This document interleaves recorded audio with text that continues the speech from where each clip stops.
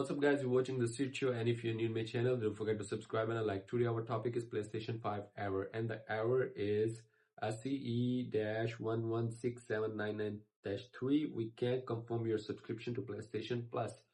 Sometime you get this problem. I'm just going to share my screen on my left side, and here we go to the screen.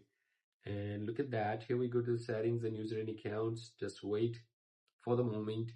And to get the payment and the subscription options, just wait. You will get here user and accounts. There is a payment and a subscription option. Just check it here. You must check your payment method. Sometime your payment method is expired or not added, you just delete it before, and here you must check it.